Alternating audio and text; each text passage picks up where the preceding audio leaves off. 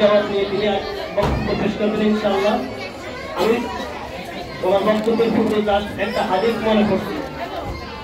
আল্লাহ রাসূল সাল্লাল্লাহু আলাইহি ওয়াসাল্লাম ইরশাদ করেছেন আন আবি হুরায়রা রাদিয়াল্লাহু আনহু قال قال رسول الله صلى الله عليه وسلم من نفس عن المؤمن كربة من كرب الدنيا نفس الله كربة من كرب يوم القيامة। আল্লাহ রাব্বুল আলামিন ওই ব্যক্তির দুঃখ দুর্দশা কিয়ামতের দিবসে দূর করে দিবেন যে ব্যক্তি ইহজাগতিক জীবনে কোন ব্যক্তি দুঃখ দুর্দশাকে দূর করে দেয়। ওমান ইয়াসসারা আলা মুসিরি ইয়াসসারা আল্লাহু ফিদ দুনিয়া ওয়াল আখিরাহ, যে ব্যক্তি দুনিয়ার জীবনে কোন ব্যক্তির চলার পথকে সহজ করে দেবে আল্লাহ রাব্বুল আলামিন আখিরাতে তার জন্য সুখ স্বাচ্ছন্দ্যের ব্যবস্থা করবে। এর হাদিসের মর্মটা অংশমধ্যে আছে ওয়ামান সাতারা মুসলিমান সাতারাহু আল্লাহু ইয়াওমাল কিয়ামা, যে ব্যক্তি দুনিয়ার জীবনে কোন ব্যক্তির দোষ ত্রুটিকে গোপন রাখবে আল্লাহ রাব্বুল আলামিন কিয়ামতের দিবসে ওই ব্যক্তির দোষ ত্রুটিকে গোপন রাখবে। এর পরবর্তীতে হাদিসের বর্ণনা আল্লাহ রাসূল সাল্লাল্লাহু আলাইহি ওয়াসাল্লাম উম্মতের জন্য বলে গেছেন যে আল্লাহু ফি আউনি আল-আবদি মা কানা আল-আবদু ফি আউনি আখি, আল্লাহ ততক্ষণ পর্যন্ত বান্দার প্রতি দয়া করেন যতক্ষণ পর্যন্ত বান্দা তার উপর দয়া প্রতি দয়া করেন। এর পরবর্তীতে আল্লাহ রাসূল বলেছেন من سخر طريقا يلتمس فيه علما سخر الله له به طريقا الى الجنه, যে ব্যক্তি ইলম অর্জনের জন্য দ্বীনি ইলম অর্জনের জন্য কোন পথ পন্থা অবলম্বন করে আল্লাহ রাব্বুল আলামিন তার জন্য জান্নাতের পথকে সহজ করে দেন। এরপর অংশ হচ্ছে আমাদের জন্য ওয়ামান তাবা কওম, যদি কোনো জাতি কোন গোষ্ঠী কোন কওম একত্রিত হয় কোন মজলিসের মধ্যে বসে ইয়াতলুনা কিতাবাল্লাহি ফি বাইতিন মিন বুয়ুতিল্লাহি, আল্লাহর ঘরসমূহের মধ্যে কোন একটি ঘরে, এখানে আমাকে মসজিদ বলা হয়নি, কোন একটি স্থানকে হাদিস বক্তারা বলছেন যেটা কোন একটি স্থানকে মুহাম্মদ রাসূল সাল্লাল্লাহু আলাইহি ওয়াসাল্লাম বুঝিয়েছেন। এরপরে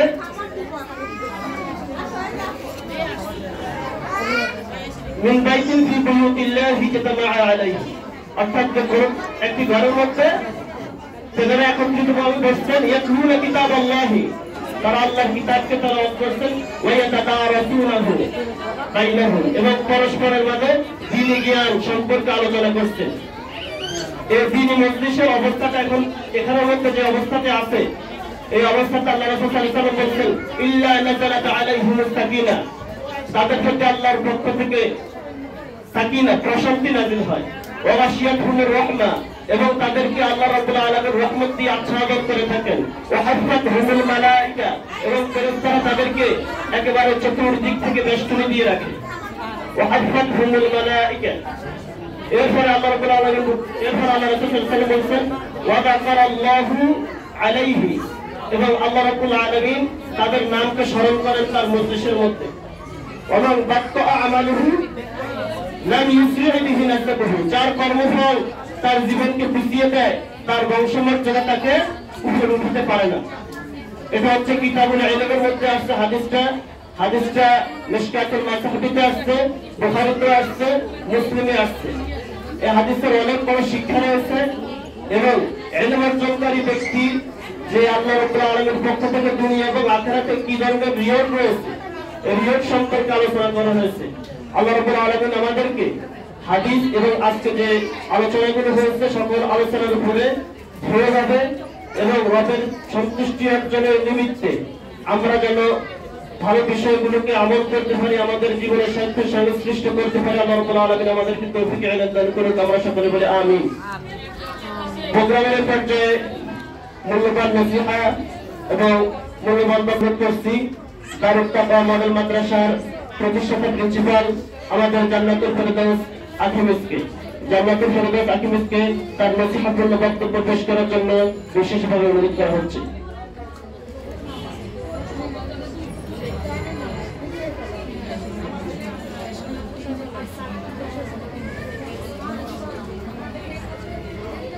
আসসালামু আলাইকুম ওয়া রাহমাতুল্লাহি ওয়া বারাকাতুহু।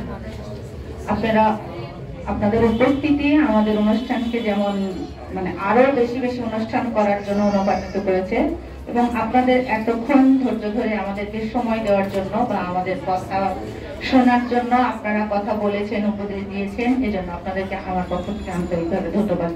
আসসালামু আলাইকুম ওয়া রাহমাতুল্লাহি ওয়া বারাকাতুহু। আমাদের মাদ্রাসার নাম হচ্ছে দারুত তাকওয়া মডেল মাদ্রাসা।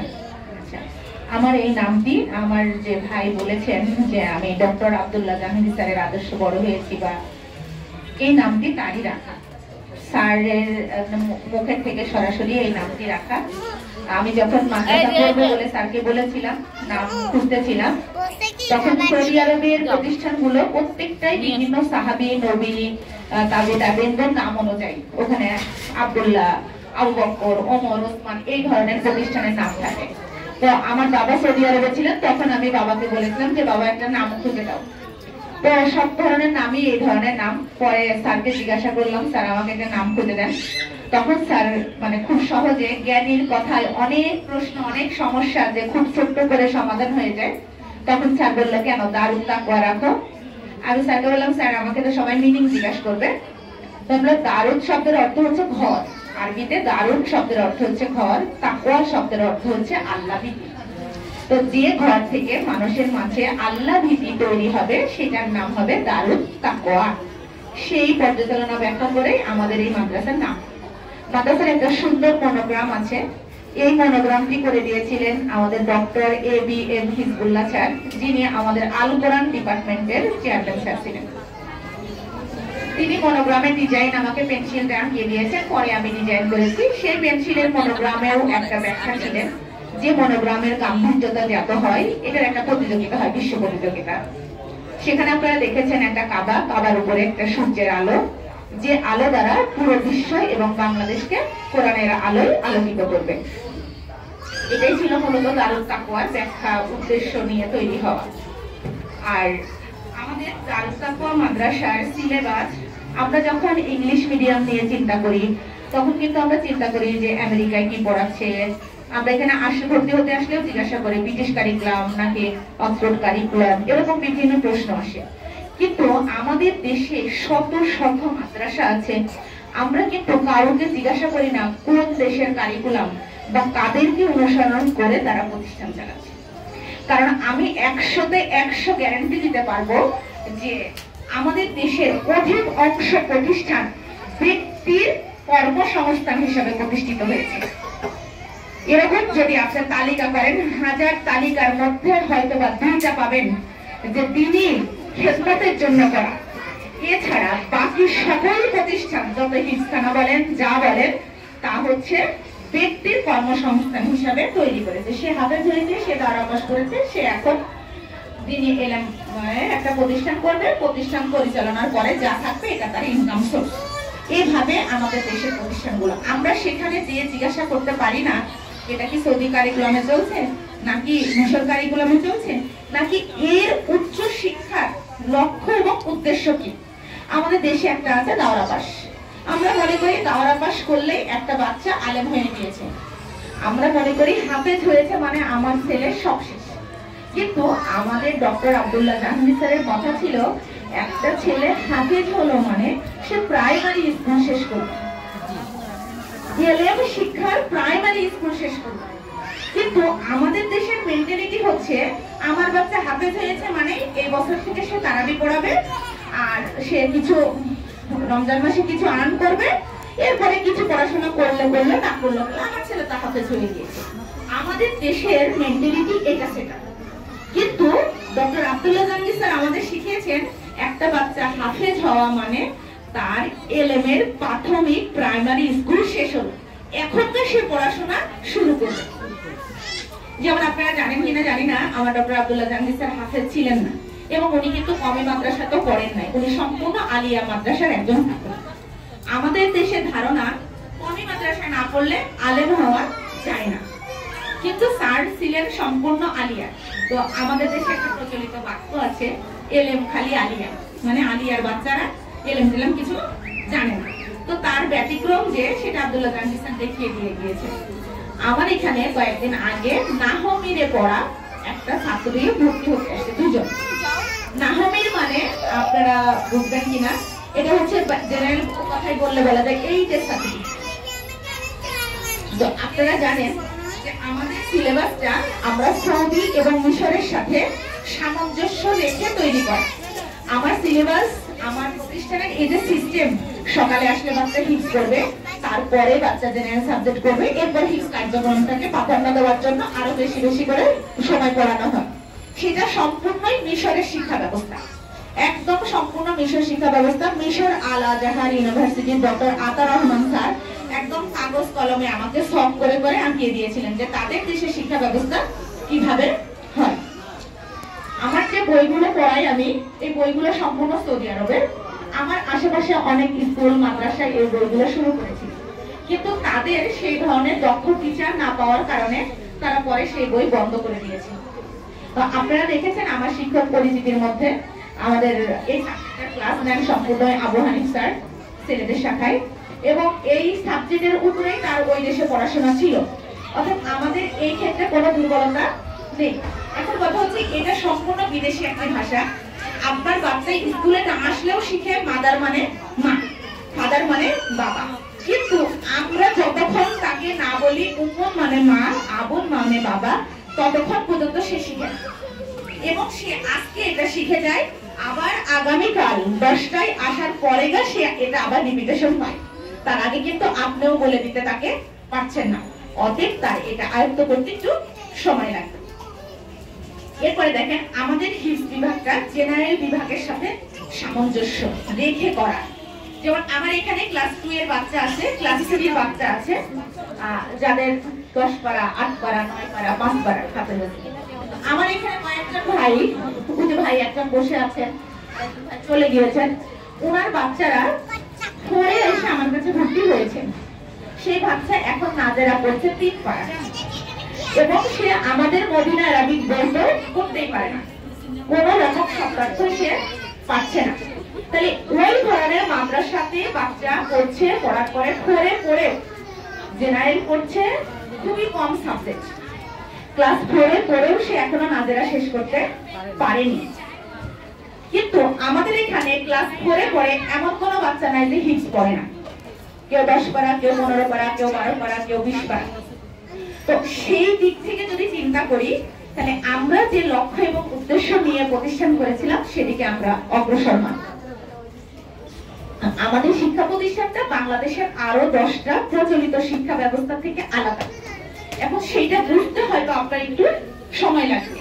ওই ভাই, দুজন ভাই, উনি খুবই আফসোস করেছেন, যদি আমি আরো আগে থেকে এই প্রতিষ্ঠানের খোঁজ পেতাম। আপনাদের ওই বইটা যখন আমার মেয়ে পড়তে পারে না তখন আমার কষ্ট লাগে। ওনার মেয়ে এখন পড়বে ক্লাস 4 পার্ট, উনি আমার কাছ থেকে 1 পার্ট 2 পার্ট কিনে নিয়ে গিয়েছেন। 1 পার্টটা আমি মানে পুরাতন বই ছিল দিয়েছি, 2 পার্ট 3 পার্ট কিনে নিয়ে গিয়েছেন। কিনে নিয়ে যাওয়ার পরে এবার আসছে কালকে, গতকালকে আসছে, আপনার এই বইয়ের কোনো নোট নেই, আমরা মেয়েকে পড়াবো কিভাবে? তা বলছি না, এই বইয়ের কোনো নোট হয় না। এই বইয়ের নোট আমি আর হানিফ স্যার কিছুটা বানিয়েছি, কিন্তু আসলে এটা যদি আমি পাবলিক প্লেসে ছেড়ে দিই, তাহলে এই বইয়ের যে গাম্ভীর্যতা, এই বইয়ের যে সত্তা, সেটা আর থাকবে না।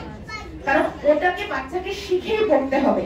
ওটাকে দিস ইজ এ হাউস, এই হয় একটি বাড়ি, এমন মুখস্থ করলে হবে না। আমি আপনাদেরকে বলেছি যে আমার বাচ্চারা শিখে হাজা বাইকি, এর মধ্যে হচ্ছে হাজা মানে ইহা, বাইকি মানে বাড়ি, ইয়া মানে আমার। তার মানে এই এক লাইনে সে আমার 3টা শব্দার্থ শিখেছে। সে অল্প শিখুক, কোনো সমস্যা নেই, কিন্তু সেটা শিখেই বড়। কিন্তু সে যদি শিখতো যে হাজা বাইকি, ইহা আমার বাড়ি, নোট যদি আমি ছেড়ে দিই, তাহলে সেটা এটা মুখস্থ করে চলে আসবে, সে তো আর শিখবে না। একটা হচ্ছে পড়া, আর একটা হচ্ছে পড়া শেখা। আমরা চেয়েছি তারা শিখবে, আমরা তাকে পড়াতে চাইনি, আমরা তাকে পড়া শেখাতে চেয়েছি। আমাদের লক্ষ্যটাই এভাবে। আপনাদের সবার হয়তো মনে সন্তুষ্টি আসবে না, কিন্তু আমাদের উদ্দেশ্য থেকে আমরা কখনো পিছপা হব না ইনশাআল্লাহ। আমাদের মাদ্রাসার ক্যালেন্ডার একটু পরেই আপনাদেরকে গিফট করা হবে। আপনাদের বাচ্চাদের ব্যাগে আমরা কয়েকটা বই, কয়েকটা গার্ডিয়ান প্ল্যান এবং ক্যালেন্ডার দিয়ে দিয়েছি। ক্যালেন্ডারগুলো আপনারা সুন্দরভাবে সংরক্ষণ করবেন। আমাদের ক্যালেন্ডারের মধ্যে আমাদের বার্ষিক পরিকল্পনা দেওয়া আছে। আমাদের প্রতি 2 মাস পর পর একটি করে মার্ক টেস্ট পরীক্ষা হয়। যে মার্ক টেস্ট পরীক্ষায় 20 মার্কের হবে। আপনার বেবির আমরা খাতা দেখানোর দিন আপনাদের আবার গার্ডিয়ান কল করব। খাতা দেখানোর পরে আপনারা আমাদের সাথে আরো সমালোচনা করবেন যে আসলে আমার বেবি 20-এ 20 পেয়েছে, আলহামদুলিল্লাহ, 20-এ 18 পেয়েছে, আলহামদুলিল্লাহ। যদি দেখি 20 পাচ্ছে, তখন আমি আর আপনি বসবো এবং তার ক্লাস টিচার বসবে। আসলে কেন সে পারছে না, কোথায় তার ল্যাকিংস? এমন হতে পারে যে কেউ নতুন এসেছে এখনো করতে পারছে না, এমন হতে পারে সে অ্যাবসেন্ট ছিল, অথবা এমন হতে পারে যে আমার টিচার তাকে শেখাতে পারেনি। এবং আমাদের অনেকেই বলেছেন যে আমাদের এই প্রোগ্রাম গত বছর এই সময় আরো 2টা প্রোগ্রাম হয়ে গিয়েছে। আমরা মাঝে মধ্যে প্রোগ্রামের জন্য আপনাদেরকে ডাকবো, আপনারা আসবেন। সামনেই আমাদের আরেকটা প্রোগ্রাম আছে, আমি দাওয়াত দিচ্ছি। এখন হচ্ছে আমরা সবাই চাই যে আমার ছেলেটা হাফেজ হবে, আমার ছেলেটা আলেম হবে, আমার ছেলেটাকে আজকে থেকে আমি হিংসা দিয়ে দিয়েছি। আমরা আপনাদেরকে শোনাচ্ছি যে আপনার বাচ্চা ওই মাস থেকে হিংসে যাবে। তার মানে আপনার বাচ্চা কিন্তু আমার হাতে যখন এসেছিল তখন সে কায়দা করতে পারতো না, অথবা হরফ চিনত। তারপরে তার পরিবর্তন হয়েছে, কায়দা শেষ করেছে, আম্পারা শেষ করেছে, তারপরে সে নাজেরা শেষ করেছে, এবার হিংসে যাচ্ছে। তারপরে আপনার বাচ্চার কিন্তু বয়সের সাথে সাথে, সময়ের সাথে সাথে পরিবর্তন হয়েছে। কিন্তু আপনার কি পরিবর্তন হয়েছে? আপনার বেবিটাকে হাফেজ বানানোর নিয়ত করলেন। আমরা সবাই জানি পরিবারের সবচেয়ে সন্তানের আদর্শ শিক্ষক হচ্ছে বাবা, আর সন্তান সবসময় দেখে শিখে। এটাই সবচেয়ে বড় শিক্ষা, সন্তান দেখে শিখে। আমি জানি আমার বাসায় আমার ছোট্ট বেবি জায়নামাজের উপর হিসু করে দেয়, কিন্তু সে জানে যে এখন মা নামাজ পড়ে, নামাজ পড়তে হবে। কখনো মাথায় কিছু দেয়, কখনো দেয় না, কিন্তু এসে সে নামাজ পড়ে। এখন কথা হচ্ছে যে আমাদের বর্তমান যুগে আমরা মা বাবা এতটা ব্যস্ত যে আমাদের দেখার সুযোগ পায় না বাচ্চারা। আমাদের মা বাবার কাছ থেকে দেখে শেখার সুযোগ বাচ্চারা পায় না। সম্পূর্ণ শিক্ষাটা হয়ে গেছে প্রতিষ্ঠান কেন্দ্রিক। যে কাজটা আপনার বাচ্চা আপনাকে দেখে শিখলো, আপনি ডাইনিং এ খাওয়ার সময় বসে খাচ্ছেন, আপনি ডান হাতে পানি খাচ্ছেন, আপনি নামাজ পড়ছেন, আপনি কোরআন পড়ছেন, সে মাদ্রাসায় না পড়লেও জানতো যে এই কাজগুলো আমাকে করতে হবে। কিন্তু আপনি তো বাসায় থাকছেন না, আপনাকে দেখে শিখতে কি পাচ্ছেন? এখন আপনার বেবি আমার কাছে আসার পরে তাকে খাওয়ানো শেখাতে হচ্ছে, বাথরুমে যাওয়াও শেখাতে হচ্ছে, ওযু করাও শেখাতে হচ্ছে, নামাজ পড়াও শেখাতে হচ্ছে, আবার তাকে বইয়ের পড়াও শেখাতে হচ্ছে। তাহলে আপনি তো আপনার যে দায়িত্বটুকু সেইটুকু যদি আপনি পালন করেন, তার পরবর্তী দায়িত্বটুকু আমার পালন করতে সহজ হবে। এখন মানে শিক্ষা ব্যবস্থাটা এমন হয়ে গিয়েছে যে সমস্ত দায়িত্বটাই শুধু টিচারদের। এই জায়গা থেকে আমাদের বেরিয়ে আসতে হবে। এখন আমি যদি তাকে বাথরুমে যাওয়াই শেখাতে থাকি সারাদিন, আমি তাকে এলএম শিক্ষা দিতে পারবো না। আমি যদি তাকে শেখাতে থাকি তুমি ওকে তুই বললে কেন, বড়দেরকে আপনি বলতে হয়, এটাই যদি আমি প্রতিদিন শেখাতে থাকি, তাহলে আমি তো তাকে পড়া শেখানো পারবো না। কারণ আপনারা জানেন আমাদের শিক্ষা ব্যবস্থায় একটা নির্দিষ্ট রুটিন আছে। একটা টিচারের জন্য আধা ঘন্টা বা 35 মিনিট বরাদ্দ। এখন সে 35 মিনিটের মধ্যে খাতা দেখবে, পড়া শেখাবে, এসডব্লিউ চেক করবে, নাকি তাকে এগুলোই শেখাবে। এই জন্য আপনাদের কিছু দায়িত্ব আছে, আপনারা সেই দায়িত্বগুলো পালন করেন। আমরা স্বপ্ন দেখি আমি আল আজহারির মতো আমার সন্তানটা হবে, ডক্টর আব্দুল্লাহ জাহাঙ্গীরের মতো আমার সন্তানটা হবে। আব্দুল্লাহ জাহাঙ্গীর স্যারের মা কেমন ছিলেন, আল আজহারির মা কেমন ছিলেন, আমরা কি সেটা কখনো খোঁজ নিয়েছি? আমি কি তেমন মা হতে পেরেছি? তাহলে আমার ছেলেটা কিভাবে তেমন হয়ে যাবে, আমার সন্তানটা কিভাবে তেমন হয়ে যাবে? আমি দেখেছি ডক্টর আব্দুল্লাহ জাহাঙ্গীর স্যারের মাকে, স্যার মারা যাওয়ার পরে স্যারের মা শুধু একটা নামই বলতে পারতো, মৃত্যুর আগ মুহূর্ত পর্যন্ত সে আর কিছু বলতে পারতো না। দরজায় গেটে যত রকম শব্দ শুধু বলতো জাহাঙ্গীর আসছিস, জাহাঙ্গীর আসছিস, এটা বলে বলে সে ঘর থেকে বের হয়ে যেতে চায়। তো একটা জানালার পাশে শুধু জানালার গিয়ে ধরে বসে থাকতে, এবং স্যার ওঠার সময় মানে মার সঙ্গে দেখা করে উঠতে, উনি সব সময় এখানে বসে থাকতেন স্যারের মৃত্যুর পর থেকে। কখনো তাকে মানে ওয়াশরুমে নিয়ে যাওয়াটা ওইটা মানে জোর করে নিয়ে যেতে হতো, 2-3 ঘন্টা যায়নি, এখন সে হচ্ছে বিছানা নষ্ট করতে পারে, এই হিসাবে তাকে ওয়াশরুমে নিয়ে যেতে হতো। তার যে এলেন, তার যে আমল, তার যে তাকওয়া, তার যে পর্দার অবস্থান ছিলেন, তো সেই ক্ষেত্রে আমরা কোথায় আছি? তাহলে আমাদেরকে তাই বলে কি আমাদের সন্তানরা হাফেজ হবে না? হবে অবশ্যই। এখন আমাদের আমাদের কি করতে হবে? আল্লাহ জীবনে যা করেছি আমাদেরকে ক্ষমা করো এবং আমার সন্তানকে হিফজুল কোরআন এবং কোরআনের দায়ী হিসাবে কবুল করো। আপনারা তো মাদ্রাসায় দিয়ে দিয়েছেন, তাই না? এবং এই নিয়মে আমাদের একটা ভাই বলেছেন যে যখন আপনার বাচ্চাকে নিয়োগ করেছেন এবং মাদ্রাসায় দিয়েছেন, রাস্তাতে আসা যাওয়া করছেন, আপনার সন্তানের পিছনে পায়ের নিচে একটা লাল গালিচা ফেরেশতারা বিছিয়ে রেখেছে, কারণ তারা কোরআনের বাহক, কোরআনের ধারক। আপনারা এই কোরআনের ধারক এবং বাহকের পিছনে যে সময় এবং অর্থ ব্যয় করছেন, সেটিও আপনাদের জন্য সদকায়ে জারিয়া হিসেবে আল্লাহর কাছে জমা থাকছে। অতএব আমরা যেহেতু তাদের মতো হতে পারিনি, তাহলে আমাদের এখন কি দায়িত্ব? আমার কথা হচ্ছে যে প্রত্যেকটা অভিভাবকের দায়িত্ব হচ্ছে তাহাজ্জুদ করে দোয়া করা, আল্লাহ তুমি আমার সন্তানের কাছে কোরআনকে সহজ করে দাও, আল্লাহ তুমি আমার সন্তানের মুখে জড়তা দূর করে দাও। এই দোয়াটা আমরা মনে মনে চাই, আমরা সবাই চাই, কিন্তু কয়জন মা আছেন, কয়জন বাবা আছেন রাতে হাসলে দোয়া করেন? জিকির, ডক্টর আব্দুল্লাহ জাহাঙ্গীর স্যারের একটা বই আছে রাহে বেলায়েত নামে, অসংখ্য জিকির আছে। আমরা জিকির তো বসেও করি, হেঁটেও করি, শুয়েও করি, রাস্তাতেও চলি, গাড়িতেও চলি, কিন্তু এর পরেও একটা বড় সুন্নাহ হচ্ছে নামাজের পরে 10 মিনিট জায়নামাজে বসে থাকে, নীরব, কিচ্ছু করেন না, শুধু সুবহানাল্লাহ বলেন, অথবা সুবহানাল্লাহ করেন না, শুধু জায়নামাজে 5 মিনিট বসে থাকাটাও একটা সুন্নাহ, এটাও একটা জিকির। এখন আমরা জীবনে কি করি সেটা প্রয়োজন। আমাদের উচিত ছিল যেই দিন দারুল তাকওয়াতে ভর্তি করেছি, হাফেজ হওয়ার নিয়তে ভর্তি করেছি, সেদিন থেকেই আল্লাহর কাছে দোয়া করা, আল্লাহ আজকে তো তোমার নাম নিয়ে শুরু করলাম আমার সন্তানকে এই প্রতিষ্ঠানের ওসিলাই হোক আর যে ওসিলাতেই হোক, তুমি আমার সন্তানকে হাফেজ হিসাবে কবুল করো। এখন এখানে হাত তুলতে বললে একটা মাও পাবো না, পাবো কিনা জানি না, যে কয়জন মা আছে।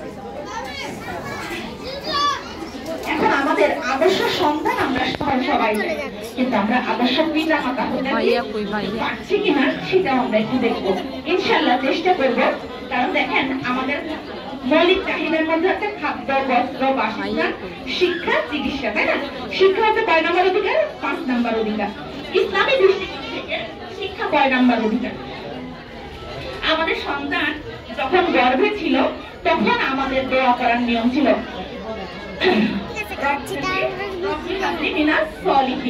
আমরা কি সেই দোয়াটা কয়জন মা করেছি? কোন কোন হাদিসে আছে মা পেটে হাত রেখে দোয়া করবেন, কোন কোন হাদিসে আছে বাবা মায়ের পেটে হাত রেখে এই দোয়াটা করবেন, রব্বি হাবলি মিনাস সলিহিন, হে আল্লাহ আমাকে একজন নেককার সন্তান দেন। তার মানে এখানে আমরা ফেল, বাবা মা হিসেবে এখানে আমরা ফেল করেছি। সন্তান হওয়ার আরো দোয়া আছে সন্তানদের জন্য, আমার সন্তানকে নামাজি বানিয়ে দাও, আমার কওম থেকে তুমি নামাজি হিসাবে কবুল করো। যেমন আপনারা ইয়াকুব আলাইহিস সালামের, ইউসুফ আলাইহিস সালামের কাহিনী অনেক দেখেছেন, তাই না? সেখানে ইয়াকুব আলাইহিস সালাম এট এ টাইমে কখনো 2 জন নবী আসেননি, একজন নবী চলে যাওয়ার পরে একজন নবী আসছেন। ইয়াকুব আলাইহিস সালামের দোয়া ছিলেন যে আমি যেন দেখে যাই আমার ওয়ারিসদের মধ্যে কেউ একজন নবী হয়েছে। তার কারণে যে ইয়াকুব আলাইহিস সালাম থাকা অবস্থাতেই ইউসুফ আলাইহিস সালাম নবী হয়েছিলেন, এটা তার দোয়ার ফসল। এখন আপনি ছেলেকে নামাজ পড়তে যেতে বলেন, এই চল নামাজ পড়তে যাচ্ছিস, না দিলে আপনি মারছেন, 10 বছর হয়ে গেছে, যে মারার নিয়ম আছে, বকার নিয়ম আছে, বলছেন, কিন্তু আপনি কয়বার বলেছেন রব্বানা হাব লানা মিন আজওয়াজিনা ওয়া যুররিয়াতিনা কুররাতা আয়ুনিন, যে আমার সন্তানটি আমার চক্ষু শীতলকারী হয়ে যাক, আমার অন্তর শীতলকারী হয়ে যাক। এই দোয়াটা কয়বার করেছেন? আপনি দোয়া করবেন না, আল্লাহর কাছে হাত তুলবেন না, আর মনে মনে যা খুশি তাই চেয়ে যাবেন, না লিখে হবে না। আল্লাহ বলেছেন আমার বান্দা যখন হাত উঠায় তখন আমি তার হাতটি খালি হাতে ফেরত দিতে লজ্জা পাই, তাহলে আমরা সেটা করছি না। এরপরে আছে যে সন্তান হওয়ার সঙ্গে সঙ্গে কানে আজান দেওয়া, সন্তান হওয়ার সঙ্গে সঙ্গে কানে আজান দেওয়া, এটা আগের যুগে আমরা অনেক দেখেছি, এখন এটা কমে গিয়েছে। যেমন সন্তান হলে কানে আজান দেওয়া আমরা দিচ্ছি না। তারপরে সন্তানের একটি উত্তম নাম রাখা, নাম আমরা রাখছি কিন্তু নামের অর্থ না জেনে। একজন ভাই বা মেয়ের নাম রেখেছে তুকাজ্জিবান, তো জিজ্ঞাসা করেছে তুকাজ্জিবান মানে কি? তো বলছে অস্বীকার করে। ও তুমি তুকাজ্জিবান কেন রেখেছো? সে বলছে যে কেন আর রহমানের মধ্যে 34 বার আছে, আল্লাহ প্রিয় না হলে মধ্যে এতবার ব্যবহার করতে আল্লাহ? তো বলছে যে না, তুকাজ্জিবান শব্দের অর্থ হচ্ছে অস্বীকার। তাহলে আমরা কতটা মূর্খতার মধ্যে এখনো ডুবে আছি বুঝেন, যে কোরআনের কোন নামটা মানে অর্থবোধক রাখার দরকার আর রাখার দরকার না, আমরা সেটাও বুঝি না। স্যারেরা পরে করেন, স্যারেরা পরে করেন, পরে করতে করছে। তো সেজন্য আমাদের কিছু মূর্খতা ব্যর্থতা আছে। এরপরে আছে যে তালকিন করানো, এই কাজটা আমাদের কেউ করি না। যেমন হচ্ছে বাচ্চার 7 দিনের দিন বাচ্চার একটা ইসলামী নাম, কোন একটা আলেম বুজুর্গ দিনদার তাদের মুখে তালা খেজুর চিবিয়ে সেই বাচ্চার মুখে দিয়ে দেয়া, এই সুন্নাহটা আমল করেন, ওই বাচ্চার ওই লোকের প্রভাব পড়বে। আল্লাহ রাসূলের সময় জন্মের পরপরই সাহাবীরা, আরবের লোকেরা বাচ্চা কোলে রাসূলের কাছে দিতে লালা মুছে দিছে, খেজুর চিবিয়ে এই খেজুরের রস সহ লালাটা মুখে দিয়ে দিতেন। এতে তাদের রাসূলের আদর্শগুলো তাদের উপরে প্রভাবিত হতো। এটা আমরা কেউ করি না, সম্ভবত কেউই করি নাই, বা 2-1 হাতে গোনা করলে করেছি। এরপরে বাচ্চার কাজ হচ্ছে 7 দিনের মধ্যে সুন্নাত। তো আমরা কি করি, বাচ্চাকে 7 বছর 10 বছর বাচ্চাকে 10 বছরের সুন্নাত দিয়ে এটারে চোল্ড উপর পিটায়ে বাচ্চার মধ্যে সরম ঘুমায়ে তাকে বড় করি। তাহলে আমরা বাচ্চার এই 5টা অধিকার একটাও পূরণ করলাম না। এরপরে এসে 6 নম্বরে এসে বাচ্চাকে কি করতে হবে, যে ইসলামী দ্বীনি শিক্ষায় শিক্ষিত করতে হবে। এখন প্রথমে 5টা নাই, মাঝখানের একটা দ্বীনি শিক্ষা শিক্ষিত করার জন্য আপনারা চেষ্টা করে যাচ্ছে। এখন এসে বাচ্চা আমার কথা শুনে না, বাচ্চা শুনে না। কেন শুনতে বলেন? কারণ প্রথম থেকে তো আমরা ছেড়ে দিয়েছি। আমার এখানকার কোনো শিক্ষা নাই। আমার একটা বেবিকে আমার একদম টিচার বলেছে যে এখন তো আইপিএস চলে না, আইপিএস এ তার এসি চলে না, মা তুমি হেজাব খুলে থাকি। সেই বাচ্চাটা একটু আগে বদল গিয়ে গেল। এই বাচ্চাটাকে স্যার বলেছে আরো 1 বছর আগে। বাচ্চা কাঁদতে কাঁদতে শেষ, আমাকে স্যার হেজাব খুলতে বলল। এটা তার হচ্ছে লজ্জা, এটা তার শরম। মাদ্রাসা শিক্ষার কাজ হচ্ছে এই, তাকে চাপিয়ে দেওয়া না, তাকে এই দেখে এই পরিবেশে সে শিখে গিয়েছে। একটা স্কুলের বাচ্চা বলেন, সিদ্ধেশ্বরী বলেন, হুকারুন্নেসা বলেন, আইডিয়াল বলেন, এই বাচ্চাকে বোরকা পরাতে যেয়ে দেখেন তো কত কষ্ট হয়। যে মায়েরা ভুক্তভোগী সে মায়েরা কেন, কারণ সে দেখে শেখেনি, ওই পরিবেশের সাথে বড় হয়ে ওঠে। সেজন্য এখন আপনাদের ছোট থেকে তাকে শার্ট আর মোজা পরিয়ে স্কুলে পাঠিয়েছেন। এখন 5 বছর পরে আপনার হেদায়েত হলো, আপনার এখন মন চাইলে আমার মেয়েটাকে বোরকা পরাবো, বললে কি করে ফেলবে? করে ফেলবে। সেজন্য তাকে একটা সামাজিক পরিবেশ দিতে হবে, তাকে একটা সামাজিক অবস্থান দিতে হবে। একটা বাচ্চা স্কুলে এসে বই পড়ে 100তে 100 পেয়ে গেল, এটার নাম শিক্ষা না। তার মূল শিক্ষা হচ্ছে সে এই যে আদর্শ নিয়ে সে বড় হচ্ছে কিনা, এটা হচ্ছে মূল শিক্ষা। আদর্শ বন্ধু নির্বাচন, এখানে বাচ্চা দিয়েছে, বাচ্চার একজন বন্ধু তৈরি হবে। আপনাদের এখনকার যুগে প্রতিটা মা ডিভাইস আসক্ত, আমি বলবো প্রতিটা মা ডিভাইস আসক্ত, প্রতিটা বাবা ডিভাইস আসক্ত, এরপরে আসবে প্রতিটা সন্তান ডিভাইস আসক্ত।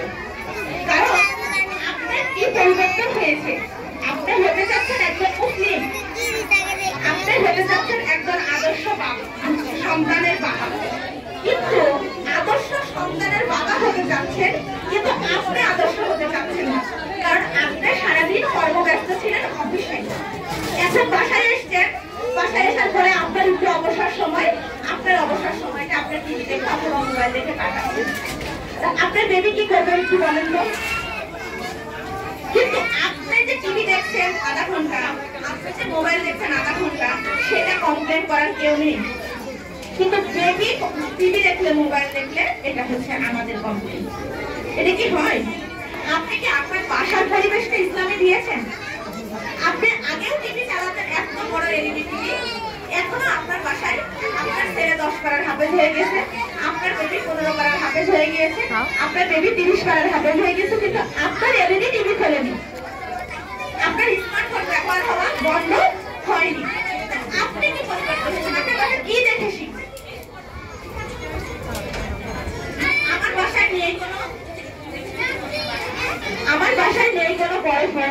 নেই কোনো টিভি, নেই কোনো কোনো কিছু। আমার বাচ্চা ইচ্ছাই হোক অনিচ্ছাই হোক, দেখতে চাইলেও সে সুযোগ পাচ্ছে না, দেখতে চাইলেও সে খারাপ হওয়ার সুযোগ পাচ্ছে না। আপনি তাকে সেই পরিবেশটা দেন, একটা সময় তার বয়সের সাথে সাথে তার হেদায়েত যখন আসবে তখন সে বুঝবে যে এই জন্য আমার বাবা মা আমাকে দেয়নি। কিন্তু আমরা কি বাচ্চাদেরকে সেই পরিবেশটা দিচ্ছি? শুধু শুধু বাচ্চাদের উপরে দোষ চাপিয়ে দিয়ে আর শিক্ষা প্রতিষ্ঠানকে দোষ চাপিয়ে দিয়ে কোনো লাভ। এখন হচ্ছে আমাদের মাদ্রাসা এমন ভাবে তৈরি করা যে আমরা সবাই এখানে উদ্দেশ্য নিয়েছি আমার বাচ্চা হাফেজ হবে, কিন্তু কোরআনের হিফজটা কি এরকম যে আমরা নিয়ত করলেই হয়ে যাবে? হবে না, তাই না? এইটা হবে একমাত্র আল্লাহ নির্ধারিত নিয়ম অনুযায়ী। কিন্তু আমরা যখন হিফজ করেছি তখন আমাদের হিফজের পাশাপাশি কোনো জেনারেল শিক্ষার ব্যবস্থা ছিল না, যার কারণে আমাদের বয়স হয়ে গেছে 11-12, কিন্তু আমরা তখনও জেনারেল পড়া ক্লাস 4 বা 5 পড়তে পারিনি। তখন থেকেই আমার একটা স্বপ্ন ছিল যে আমাকে যদি এই সময় কিছু বাংলা অঙ্ক পড়ানো হতো আমার বয়সের সামঞ্জস্য ব্যাপার ঠিক থাকে। এখানে কিছু বাচ্চা এসে জিজ্ঞাসা করে কিসে পড়া, বলে নাজেরা করি, কোন ক্লাসে পড়ে, কোন ক্লাসে পড়ি। কিন্তু আমার এখানকার বাচ্চারা আলহামদুলিল্লাহ, আমার এখানে অনেক অভিভাবক বসে আছেন যাদের বাচ্চারা কেজিতে পড়ে, কি বলে নাজেরা করি, কেজি পড়ি নাজেরা করি, 1-এ পড়ি 5 পারার হাফেজ, 2-তে পড়ি 8 পারা 10 পারার হাফেজ, 3-তে পড়ি কেউ 15 পারার হাফেজ। এই যে তার একটা পরিচয়। যদি কোনো কারণে আল্লাহ না করুক, যদি কোনো কারণে বাচ্চাটা হাফেজ নাও পুরো 30 পারার, তবুও সে কি বলতে পারবে, আমি 10 পারার হাফেজ, আমি ক্লাস 7 বা আমি ক্লাস 8 পড়ি। এই সমাজ দেখেন আল্লাহ বলেছেন রব্বানা আতিনা ফিদ দুনিয়া, তাহলে আগে দুনিয়ার কল্যাণ, তাকে দুনিয়ার কল্যাণ থাকতে হবে, তাকে এই দুনিয়াতে কর্ম করে খেতে হবে, তাই না? আগের যুগে আমাদের ছিল যেমন হাফেজ হয়েছে, এরপরে মসজিদে তারাবি পড়াবে, কোনো মতো একটা দাখিল প্রতিষ্ঠান দিয়েছে তো দিয়েছে, না দিলে পরে মসজিদের ইমামতি, গ্রামে ছোটখাটো একটা দোকান, এটা হচ্ছে তার কর্মসংস্থান। যেখানে আমাদের মানে সমাজের একটা প্রতিবন্ধ বাচ্চা ছিল মসজিদ পর্যন্ত। আসলে এটা যে একটা ব্রিটিশ ষড়যন্ত্র এবং মোল্লাদ্দর মসজিদ পর্যন্ত এটাকে করে রাখার পিছনে একটা বড় ষড়যন্ত্র কাজ করেছে, সেটা আমরা বুঝতে পারিনি। আমাদের এই শিক্ষা ব্যবস্থায় অন্তত এটা হবে না যে মোল্লাদ্দর মসজিদ পর্যন্ত, মোল্লাদ্দর অবশ্যই বিশ্ব ময়দান পর্যন্ত যাবে। আলহামদুলিল্লাহ, আপনারা দোয়া করবেন যে আপনার সন্তান যেমন এই গেটে ঢোকার পরে আমার সন্তান, আমাদের প্রত্যেকটা টিচারের সন্তান। আমরা কোনো টিচার কোনো বাচ্চাকে আমরা কখনোই অবহেলার চোখে দেখি না। বাচ্চার মেরিট অনুযায়ী বাচ্চাদেরকে আলাদা আলাদা আলাদা আলাদা সেকশনে ভাগ করা হয়, কিন্তু এটার জন্য একটা সময়ের দরকার হয়। কিছু বাচ্চা আছে, আমি একটা সময় কোনো বাচ্চাকে ভর্তি নিতাম না অন্য মাদ্রাসা থেকে আসা বা আবাসিকে থাকা, কারণ আবাসিকে আমার প্রতিষ্ঠানে আবাসিকে নাই বলে অনেক বাচ্চা ফিরত যায়। স্যাররা মাঝে মাঝে বলে আবাসিক খুলেন না কেন? আবাসিকে কিছু তিক্ততা আছে যেগুলো আমরা থাকা অবস্থায় আমরা বুঝেছি। সেজন্য আমার ইচ্ছা যে বাচ্চা মানুষ করার জন্য প্রথম শিক্ষক হচ্ছে অভিভাবক, সেকেন্ড শিক্ষক হচ্ছে প্রতিষ্ঠানের শিক্ষক। সেজন্য প্রথম শিক্ষককে বাদ দিয়ে শুধু সেকেন্ড শিক্ষক যদি দায়িত্ব নেয় যে আপনার শিক্ষক বাচ্চাকে আমি আদর্শভাবে মানুষ করে দিব, সেটা হয় না। সেজন্য আমি আমার প্রতিষ্ঠানে আবাসিকের ব্যবস্থা করি না। আমি চাই যে আমার এই রিসার্চেবল প্রতিষ্ঠান থেকেই ইনশাআল্লাহ একদিন আলেম বের হবে, তুমিও খাও ইনশাআল্লাহ। এবং শুধু আমাদের দেশে হাফেজ হাফেজ করে যে আমরা পাগল হয়ে গিয়েছি, আসলে হাফেজ হওয়াটা আল্লাহ কোরআনের জন্য ফরজ করেনি, মানুষের জন্য ফরজ। আমাদের মধ্যে সর্বোত্তম এবং শ্রেষ্ঠ এর মধ্যে আমরা সবাই যাই, এর জন্য একটা বড় পুরস্কার আছে, কি আমাদের দিনে একটা পুরস্কার আছে। বাচ্চাকে শেখাতে হবে তুমি কেন হাফেজ হচ্ছ। মা তো অনেক পাপ করেছি, বাবা তো অনেক গোনা করেছি, আগে তো জানতাম না। বাবাকে যখন আল্লাহ জাহান্নামে দিবে, তুমি যেন আমাকে জান্নাতে টেনে নিয়ে আসতে পারো, সেই জন্য তুমি হাফেজ। এই যে বাচ্চার প্রতি বাবার বা বাবার প্রতি বাচ্চার যে সম্মান শ্রদ্ধা মায়ের, এই কথাগুলো আপনারা কয়জন বাচ্চার সাথে গল্প করেন? শুধু স্কুল থেকে যাওয়ার পরে বলে কয় পৃষ্ঠা সবক দিয়েছ, 7 বা কয় পৃষ্ঠা দিয়েছ, দেওনি কেন? এই জবাবদিহিতা চলে। তুমি যদি 13 পৃষ্ঠা সবক দিতে পারো একদিন আগে হাফেজ হবে।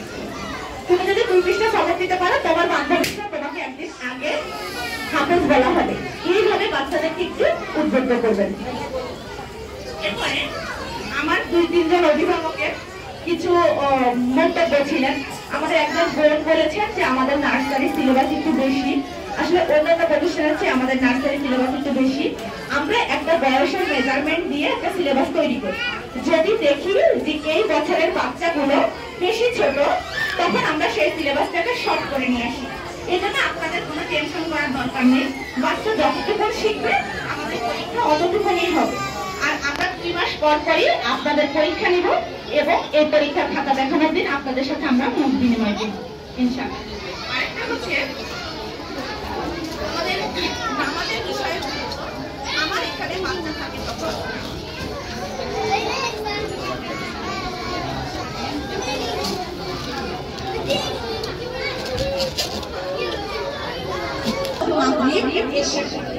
আমার এই মাঠে আমাদের জামাত হয়। এই মাঠে আমাদের জামাতের করার জন্য আমরা আলাদা করে এটা করে ভাড়া নিয়েছি। আমার কাছে থাকে 3 ওয়াক্ত নামাজ বাচ্চা সুন্দর মতো পড়ছে। আপনার কাছে থাকে 2 ওয়াক্ত ফজর আর জোহর। আমি বলেছি পরিবারের কিছু দায়িত্ব আছে, সেই ফজর এবং জোহর আপনার পড়ানোর দায়িত্ব। যদি বাচ্চা এই বয়সে, আমার এখানে বাচ্চা আছে সর্বোচ্চ 11 বছর, 11 বছরের বাচ্চা যদি নিজে একা একা উঠে ফজর করতে পারবে, নিজের একার দায়িত্বে যে জোহর করতে পারবে, যদি এটা হতো তাহলে এই হাদিসটা আসতো না যে 10 বছর হলে বাচ্চা নামাজ না পড়লে তোমরা পিটাও। অন্য কোনো ক্ষেত্রে আল্লাহ রাসূল বাচ্চাকে পিটানো, বাচ্চাকে বকা, বাচ্চাকে মারার কথা বলেন, কিন্তু এই ক্ষেত্রে এই কথাটা বলা হয়েছে।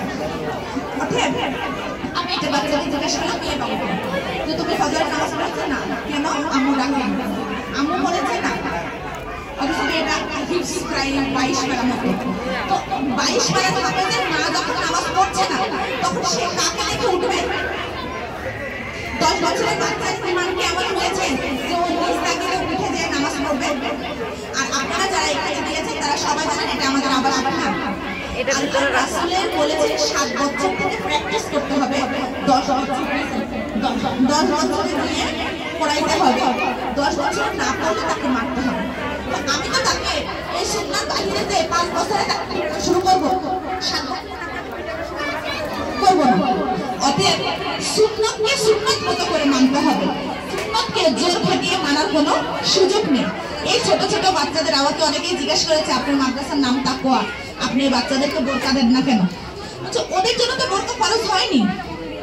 আমাদের জাহাঙ্গীর স্যার বলতেন বাচ্চাদেরকে তাহাজ্জুদ শেখানো লাগবে না, বাচ্চাদেরকে বোরকা পরানো লাগবে না।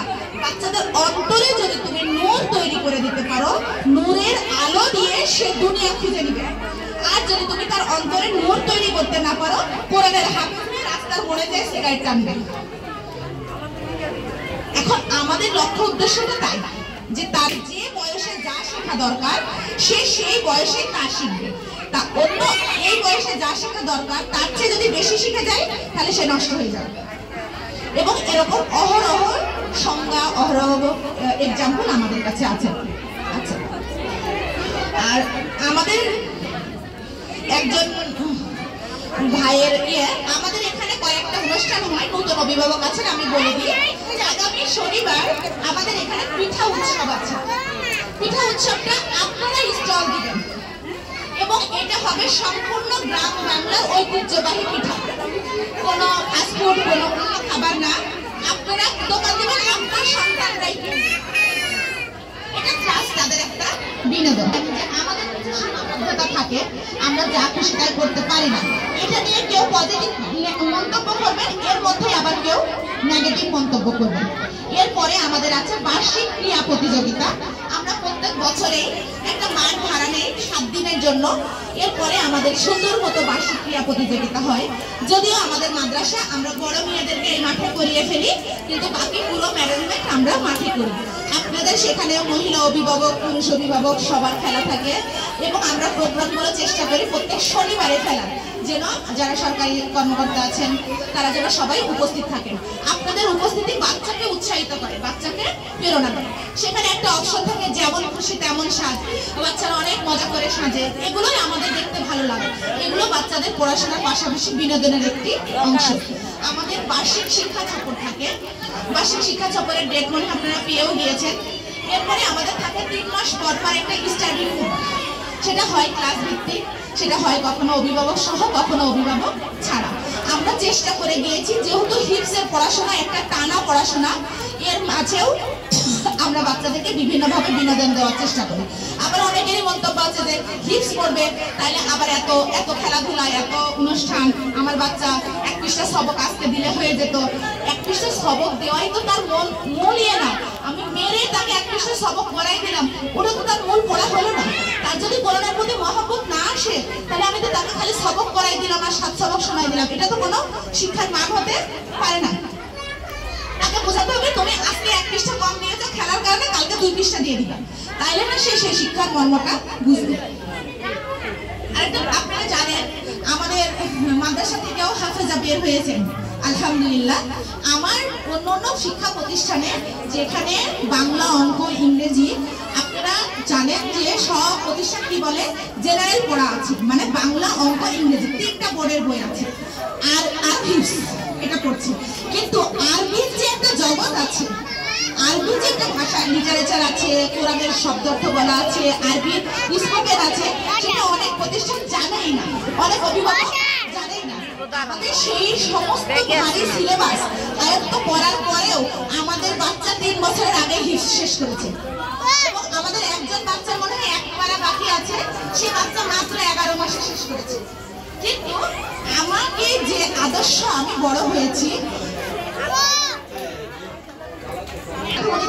একটা প্রতিষ্ঠানে অনেক বড় করে অনুষ্ঠান হচ্ছে, পাগড়ি পরানো অনুষ্ঠান। সেখানে 2 জন বাচ্চাকে হাফেজের পাগড়ি দেওয়া হচ্ছে। এই 2 জন বাচ্চার মধ্যে একজন বাচ্চার নাম হাফেজ হিমেল, তাকে আমার কাছে গত বছর রমজানে শুনিয়েছে আমার বাসায় যে, সেই বাচ্চাকে আজকে 3 বছর আগে অন্য একটা প্রতিষ্ঠান থেকে অভিভাবক 1 মিনিট আমাকে সময় দিবেন, 2টা মিনিট আমাকে সময় দিবেন, 2টা মিনিট আমাকে সময় দেন আপনারা। স্যার এই বাচ্চাগুলো কথা না, বাচ্চাটির নাম হচ্ছে হাফেজ হিমেল। বাচ্চাটি গত বছর আমার বাসায় যে তার মা নিয়ে বসে থাকতো, কখনো তার বাবা নিয়ে বসে থাকতো, আমার কাছে গত বছর শুনিয়েছে। আরো 3 বছর আগে বাচ্চাটি হিপস শেষ করেছে, বাচ্চাটি আরো 2 বছর আগে থেকে তারাবি পড়াচ্ছে।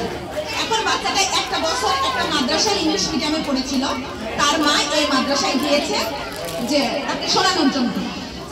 সেই ম্যাডাম আমাদের টিচার, তার বাচ্চা 1 মাস ওখানে শুনিয়েছে, আজকে ওই বাচ্চাকে পাগড়ি দেওয়া হচ্ছে। এটা এক ধরনের প্রতারক এবং ভণ্ডামি ছাড়া আর কিছু না।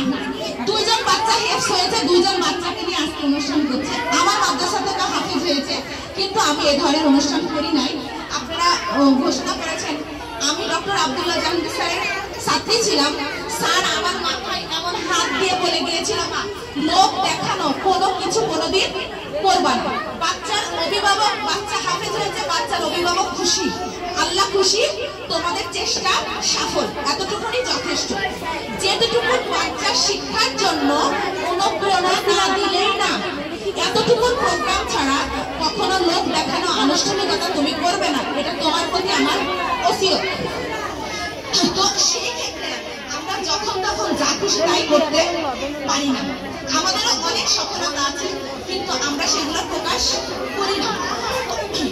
এই জন্য যে আমরা পারছি না, আমরা পারি না, সেটা আমাদের লক্ষ্য এবং আমাদের উদ্দেশ্যের সাথে আমরা লোক দেখানো অন্য প্রতিষ্ঠান কি করছে সেটার করতে গিয়ে যদি আমরা আমাদের আদর্শ থেকে, আমার লক্ষ্য থেকে, আমার নীতি থেকে আমি সরে যাই, তাহলে আমার সেই ছাত্রদের আদর্শ, সেই ছাত্রদের সম্মান থাকবে না। সেই ক্ষেত্রে আমি আমার অনেক কিছুকেই এড়িয়ে চলতে হয়। আমার ফেসবুকে প্রচার নেই, আমার ইয়ে নেই। অনেকেই মনে করে যে কি ব্যাপার, ওনাদের প্রতিষ্ঠানে এত কিছু আছে, প্রচার করেন না কেন? আমাকে অনেকেই বলেছে আপা প্রচার করেন না কেন? ওইভাবে আমার প্রতিষ্ঠান টিকিয়ে রাখার জন্য যতটুকু দরকার আমরা মনে করি এতটুকুর মধ্যে সীমাবদ্ধ থাকাটা। আর এরপরেও অনেকগুলো বাচ্চা রেডি হয়ে গিয়েছে হিপসের জন্য। যারা কারো 4 বার 5 বার হয়েছে, কারো 3 বার হয়েছে, তারা হিপসের জন্য রেডি আছে। আমরা চেয়েছিলাম ডিসেম্বরের আগে আমরা একটা প্রোগ্রাম করব, সেখানে সাইফুল্লাহ আসার কথা ছিল। আপনারা জানেন যে খালিদ সাইফুল্লাহ আমার বন্ধু, আমাদের পারিবারিক সম্পর্কে আমরা মামা ভাগ্নি। তার মাঝখানে তো দেখেছেন ফেসবুকেও অ্যাক্সিডেন্ট করেছে, সব দিনাই আমাদের প্রোগ্রামটা করা হয়নি। তো আমরা চেয়েছি যে আমাদের যে বাচ্চাগুলো হিপস শেষ করেছে এবং যে বাচ্চাগুলো হিপস নিবে তাদের একটা ছোট্ট অনুষ্ঠান আমরা আপনাদের মাঝে করব। এটা জাস্ট বাচ্চাদের অনুপ্রাণিত করার জন্য, আপনাদেরকে ভালো লাগার জন্য, আপনাদের কোনো উদ্দেশ্যে না। তারপরেও যে বাচ্চাগুলো এই প্রোগ্রামটা করবে আমি তাদের অভিভাবকদেরকে, তাদেরকে একটা তালিকা দিয়ে আমি তাদের অভিভাবককে ডাকবো। আপনারা যদি চান তাহলেই আমরা প্রোগ্রামটা করব, আপনারা যদি না চান তাহলে আমরা প্রোগ্রামটা করব না। কারণ এই প্রোগ্রামটা শুধুই মাত্র বাচ্চাদের দোয়া এবং তাদেরকে উৎসাহিত করা, এছাড়া এটা তার জন্য হিপসের জন্য ফরজ নফল কোনো অংশই না। তো সেই জন্য আমি আপনাদেরকে তালিকা পাঠাবো, আপনাদেরকে সঙ্গে করে বসবো। আপনারা যদি চান যে এই ধরনের প্রোগ্রাম আমরা করি তাহলে আমরা করব, না হলে আমরা করব না।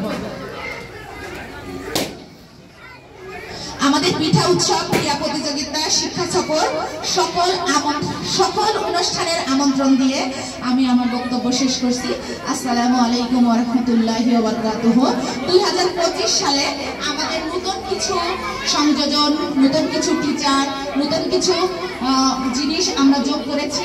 আপনাদের বিগত বছরে যদি কোনো কষ্ট থেকে থাকে সেগুলো ক্ষমা সুন্দর দৃষ্টিতে দেখবেন, এবং আমি যখনই কোনো প্রোগ্রাম করব তখন আপনারা আসবেন। আপনারা হচ্ছে বিভিন্ন পরামর্শ মন্তব্যগুলো দিবেন, আমরা যাতে সেই ধাক্কাটা আবার কাটিয়ে আপনাদেরকে সুন্দর একটি শিক্ষা প্রতিষ্ঠান উপহার দিতে পারি, এই আশা ব্যক্ত করে আমি আমার বক্তব্য শেষ করছি। আসসালামু আলাইকুম ওয়া রাহমাতুল্লাহি ওয়া বারাকাতুহু।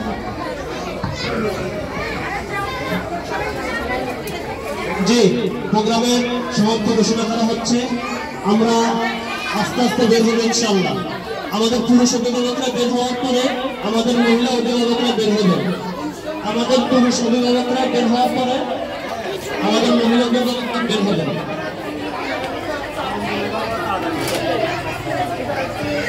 আমরা সবাই